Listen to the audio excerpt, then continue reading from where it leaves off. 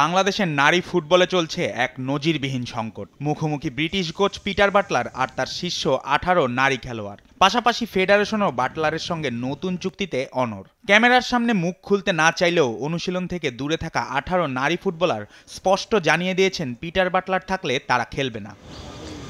গত বৃহস্পতিবার রাতে বিশেষ কমিটির রিপোর্ট জমা দেওয়ার পর গুঞ্জন উঠেছে বাফুফে সভাপতি তাবিদ আওয়াল নিজেই গিয়েছিলেন নারী ফুটবলারদের সঙ্গে আলোচনা করতে, কিন্তু কোনো পক্ষই নিজেদের অবস্থান থেকে সরতে রাজি নয়। এদিকে গুঞ্জন শোনা যাচ্ছে আন্দোলনকারী ফুটবলারদের বাদ দিয়ে প্রথম ধাপে নতুন 12 জন সহ মোট 35 জনের সঙ্গে চুক্তি হচ্ছে। এ নিয়ে প্রশ্ন করা হলে একটু ঘুরিয়ে জবাব দেন বাফুফের সভাপতি সাব্বির আহমেদ আরেফ। খুব দ্রুতই সমস্যার সমাধান হবে বলে আশ্বস্ত করেন তিনি। বলেন, সব সমস্যার সমাধান করবে বাফুফে সভাপতি। এই মেয়েরা হলো আমাদের জাতীয় অহংকার, তারাও তাদেরকে ভাবতে হবে।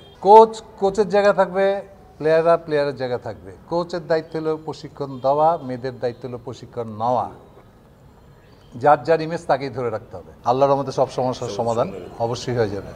এবং প্রেসিডেন্ট খুব পজিটিভ এবং প্রেসিডেন্টে সবকিছু ঠিক করতেছে।